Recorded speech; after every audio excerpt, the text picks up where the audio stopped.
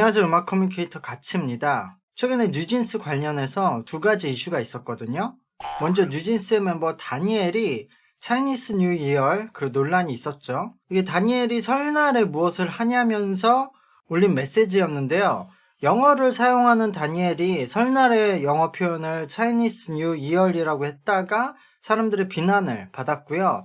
다니엘은 바로 사과를 했습니다만 이로 인해서 이 차이니스 뉴 이어이라는 표현이 토론 대상에 올랐었어요. 영어권에서는 흔히 차이니즈 뉴 이어를 사용하기 때문에 사용이 괜찮다거나 어쩔 수 없다는 주장도 있었고요. 한국도 사용하는 명절인데 차이니스라는 표현을 사용하면 안 된다는 주장도 있었어요. 사실 이 논란은 다니엘의 사과가 가장 적절한 답변이었다고 생각을 해요. 다니엘은 음력설이 중국의 명절뿐만 아니라 한국을 포함해서 여러 나라에서 사용하고 있기 때문에 차이니즈라는 표현은 부적절했다고 말을 했거든요. 저도 사실 외국에서 차이니스 뉴 이어리라는 표현을 흔하게 들어왔고 사용했기 때문에 이번 논란 초기에서는 영어로는 그렇게 사용할 수 있지라고 생각을 했거든요. 근데 라이브 방송에서도 이걸 이야기를 해봤고 이번 논란의 계기로서 제가 좀 진지하게 생각을 해보니까 만약에 우리나라의 음력설이 중국을 통해 받아들였다고 하더라도 어쨌든 현재 중국과 한국은 다른 나라이고 한국에서도 사용하는 기념일이잖아요. 이게 중국의 기원이어서 차이니즈라고 할 수 있다지만 차이니즈라는 표현을 쓰면 현재 우리가 하고 있는 명절도 중국의 기념일을 기리는 것처럼 보이게 되니까 다른 표현을 사용하거나 아니면 우리는 그냥 코리안 뉴 이어리라고 아예 새롭게 표현한 게 맞다고 생각이 들었어요. 어쨌든 다니엘의 사과가 매우 정확했다고 생각을 하고요. 저도 이걸 크게 생각해 본 적이 없는 이슈인데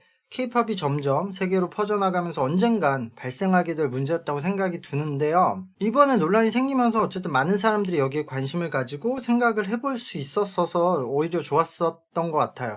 K-팝이 굉장히 큰 관심을 받고 있기 때문에 K-팝에서 앞으로 이것을 코리안 뉴 이어리라고 하거나 새로운 명칭을 사용해도 그게 널리 퍼질 것이라고 생각이 됩니다. この番組はカチカチカチカチの提供でお送りします。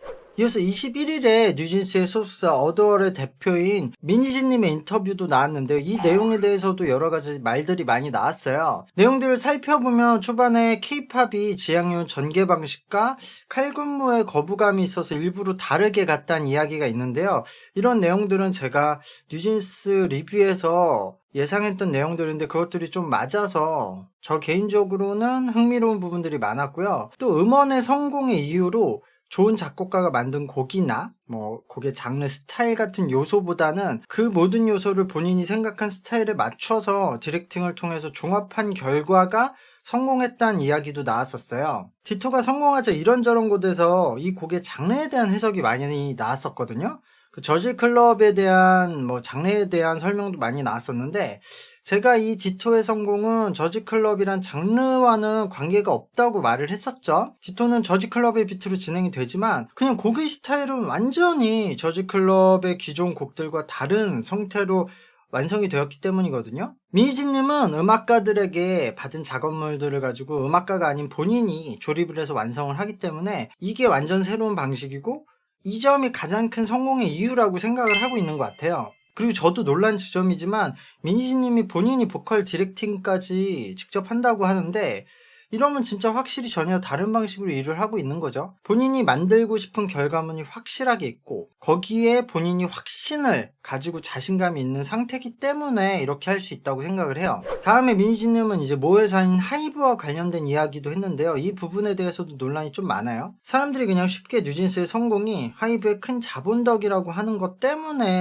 여러 가지 대답을 하신 것 같아요. 이 어드워는 하이브에게 투자만 받은 형태고 어드워의 모든 것은 미니진님 본인의 독자적인 결정으로 이루어진다고 했고 또 하이브와 비슷한 규모의 투자 제안은 다른 회사에서도 많이 받았었기 때문에 하이브가 아니라 다른 곳에서도 뉴진스는 지금과 같은 모습으로 나올 수 있었다는 내용의 이야기였어요. 이거는 제가 생각해보면 충분히 가능한 이야기라고 생각은 해요. 어차피 미니진님이 SM에서 능력을 인정받았고 그로 인해서 SM에서나 아니면 본인이 회사를 따로 만든다고 했을 때 많은 투자를 받을 수 있는 위치였어요. 그리고 뉴진스의 성공의 빌드업은 저는 유키즈 출연으로서 일단 빌드업을 해놨고 그 다음에 이제 전혀 다른 스타일의 뉴진스라는 팀이 데뷔했고 그 후에 음원의 퀄리티가 이제 성공의 요소라고 생각을 하는데요. 이건 어차피 하이브가 아니라 그냥 투자를 받아서 신생 회사를 차렸었어도 민희진님은 SM의 그런 경력만으로도 유퀴즈에 나가서 홍보는 가능했다고 보고요. 신생 회사에서도 지금 뉴진스가 갖추고 있는 모습들은 다 갖춰서 나올 수 있었을 거라고 생각을 해요. 그럼 인기를 얻었을 거라고 생각을 하고요.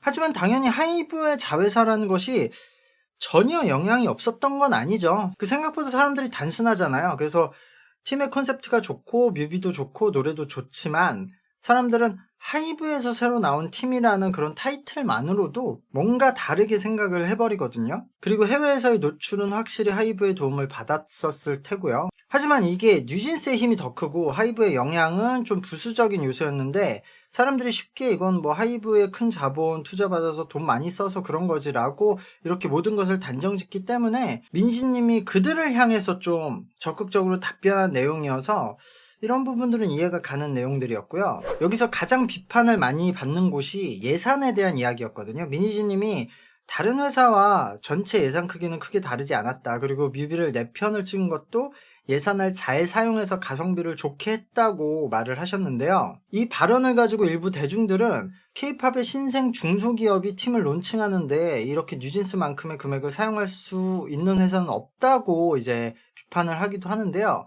근데 저는 이거 보면서 약간 포인트가 다르다고 느껴졌어요. 일단 민희진님은 SM 출신이고요. 지금 뉴진스도 이미 중소기획사의 팀들과 경쟁하는 팀이 아니라 SM, YG, JYP의 팀들과 경쟁을 하는 체급의 팀이잖아요. 그러니까 민희진님은 아마 이런 4대 기획사에서 운영하고 있는 팀들의 싱글 제작 비용이나 뮤비 제작 비용과 비교하셔서 말씀을 하는 것 같아요. 저도 뉴진스의 데뷔 리뷰에서 뉴진스의 방식으로 뮤비를 많이 지금 제작하는 거는 생각보다 추가 비용이 크지 않다고 말을 했었거든요. 어차피 뮤비는 많은 씬을 촬영하고 그 중에서 많이 삭제가 되는데 지금 뉴진스는 처음부터 기획을 잘해서 같은 장소에서 여러 씬을 촬영한 다음에 그것들을 많이 버리고 하나의 뮤비로 만드는 게 아니라 적당히 나눠서 여러 개의 뮤비로 만드는 형식이었거든요. 그러니까 어차피 한 개의 뮤비를 촬영하고 제작하는 비용에 크게 추가 비용이 들었을 것 같지 않다고 제가 말을 했었어요. 그래서 민희진님은 본인이 많은 것을 새롭게 만들어서 성공했는데 사람들은 그냥 돈 많이 써서 성공했다고 하니까 그 부분이 서운해서 좀 적극적으로 답변을 했던 것 같아요. 근데 어쨌든 뉴진스는 이미 K-팝에서 대장급 걸그룹 대열에 들어갔잖아요. 그러니까 그 대열에 있는 다른 팀들과 비교하면 비슷한 제작 비용을 사용한 것이 맞아요. 근데 당연히 뭐 중소기획사의 팀들과 비교하면 많은 금액을 사용한 것이 맞죠. 근데 사실 뭐 비용을 많이 사용하는 게 문제인가? 대중들이 투자 비용이 많다고 비판을 하는 것까지는 저는 이해를 못하겠어요. 투자 비용이 많은 게 왜?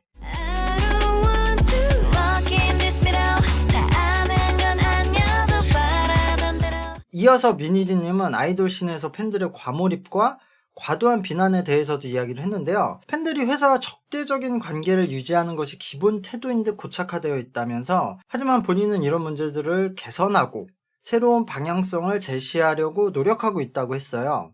근데 이 부분도 제가 일을 하면서 가장 먼저 느꼈던 내용들이거든요. 회사가 있고 연예인이 있고 팬이 있잖아요. 사실 진지하게 보면은 회사와 연예인은 매우 가까운 존재예요. 회사 연예인은 누구보다 같이 성공을 바라고 있고요. 본인들의 먹고 사는 길이니까. 그리고 서로를 엄청 오래전부터 알았고 데뷔 전부터 동고동락을 했던 관계잖아요.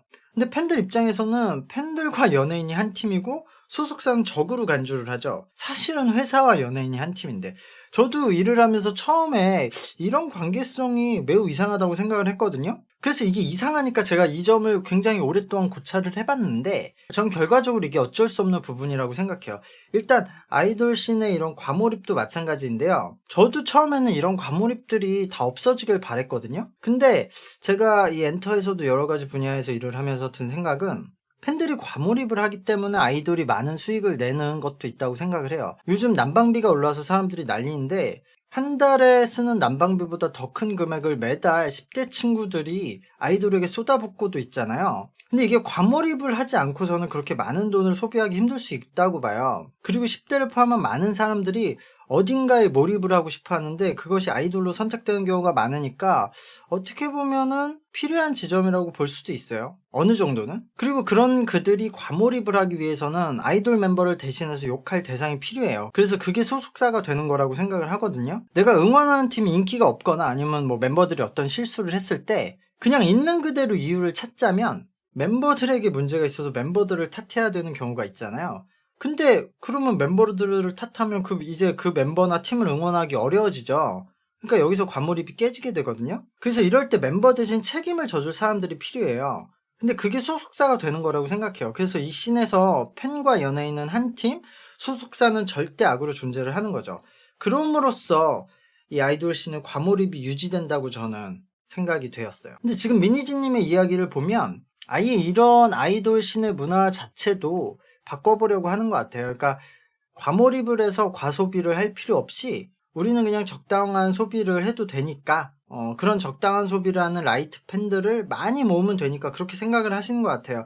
예를 들어 이거는 아이돌이 아니라 뭐 일반 가수, 뭐 성시경님 같은 가수들은 아이돌 팬들처럼 과몰입을 하는 팬들은 별로 없을 거 아니에요. 뭐 성시경님 회사 욕을 하는 사람들도 별로 없을 테고. 근데도 어쨌든 충분한 수익을 내고 있으니까 이런 아이돌 팬들이 아니라 그런 일반 아티스트들의 팬들 같은 팬들로서 뉴진스 팬들을 채우고 싶어 하시는 것 같아요. 그래서 뉴진스가 아예 지금 가는 방향 자체도 대중적인 인기를 향해 가고 있고 팬덤 문화가 아니라 그래서 팬 문화도 탈 아이돌을 해보려고 하시는 것 같아요. 이건 뭐 사실 굉장히 불가능해 보이기도 하지만 지금까지 어느 정도 성과를 내면서 가고 계시니까 저는 어쨌든 아직 먼 길이 남았지만 그래도 응원을 해보고 싶어요. 이 부분은.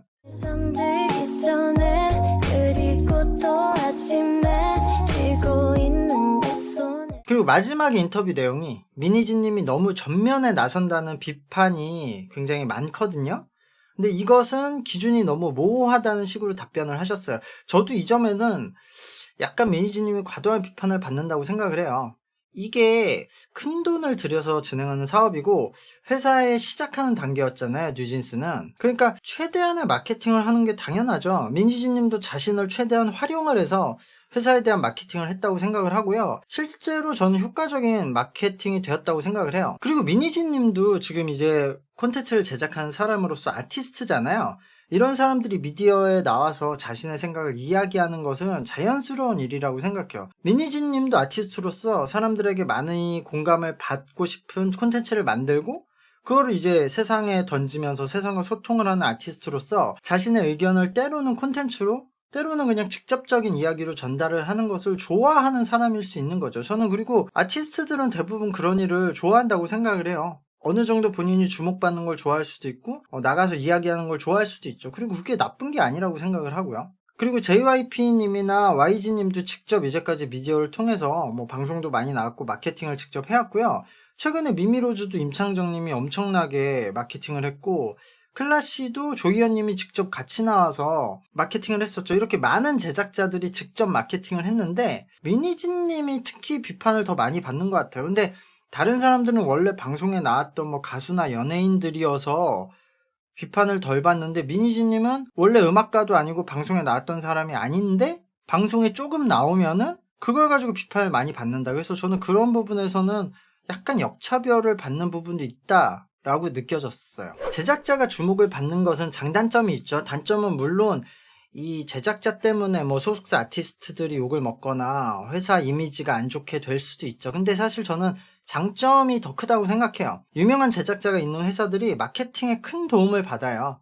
우리가 지금 생각을 해봐도 제작자 이름을 아는 회사들은 대부분 큰 회사고 유명하고 그 회사의 이미지가 확실하거든요. 근데 제작자 이름이 떠오르지 않는 회사는 회사의 이미지도 없고 대부분 중소기획사예요. 그리고 이거는 내부적으로는 사실 연습생들을 확보하는 데 큰 영향을 끼쳐요. 아무래도 이제 연습생들, 한국에서 아이돌 연습생들은 어린 나이에 시작을 하기 때문에 부모님들이 거의 다 결정을 하거든요. 근데 부모님들 입장에서 회사를 선택할 때는 회사에 대해서 잘 모르기도 하고 어쨌든 자식을 맡기는 입장이니까 회사가 뭐 크고 작고 이런 것보다는 그 안에 있는 사람들이 중요하거든요. 사람한테 사람을 맡기는 거니까. 그래서 유명한 제작자들이 있는 회사들이 부모님들이 선택하기 쉬워져요. 그리고 어쨌든 뭐 제작자가 유명한 쪽이면 멤버들이 안 좋은 이슈가 되었을 때 제작자가 대신 방패막이가 되기도 쉽고요. 근데 그런 존재가 없으면은 뭐 아무리 회사 욕을 한다고 해도 멤버가 직접적으로 타격을 받는 경우가 많아요. 지금 뭐 아이브의 장원영 같은 사례를 봐도. 어쨌든 전체적인 인터뷰 내용이 미니지님이 뭐 그동안 겪었던 일들에 대해서 좀 쌓여있던 것들이 있어서 그것들을 막 답변을 했던 것 같고, 그래서 아마 인터뷰를 좀 너무 공격적이게 받아들이는 대중들도 있을 것 같은데 그만큼 좀 하고 싶은 이야기가 많으셨던 것 같아요. 저는 공감이 가는 게 많았고요. 음악인 출신이 아닌 분이 이렇게 음악 제작에 대해서 흥미로운 이야기를 하는 것 보고는 역시 분야라는 것은 큰 의미가 없다. 모든 분야의 핵심은 다 같은 것이고 그것을 이해한 사람들은 분야와 상관없이 포인트를 정확히 읽어낸다는 것을 다시 한번 느껴서 재밌었어요. 어쨌든 어덜이라는 회사가 이제 시작한 지 뭐 6, 7개월 됐고 뉴진스도 마찬가지잖아요. 그동안 엄청나게 많은 것을 이뤄냈기 때문에 많은 비판도 받고 많은 논란도 있었다고 생각을 하고요. 저는 인터뷰를 읽고 좋았어요. 그래서 제가 만약에 한국의 엔터 회사 중에서 일하고 싶은 회사를 고를 수 있다면 저는 이 인터뷰를 읽고 나서는 일단 1순위가 어도어로 바뀌었고요. 앞으로 회사를 선택하는 연습생들에게도 이 회사에 대해서 좀 더 자세하게 추천을 할 수 있는 회사라는 생각이 들었어요. 저는 다음에 또 이야기를 이어가도록 하겠습니다. 구독과 좋아요 부탁드리고요. 감사합니다. 안녕.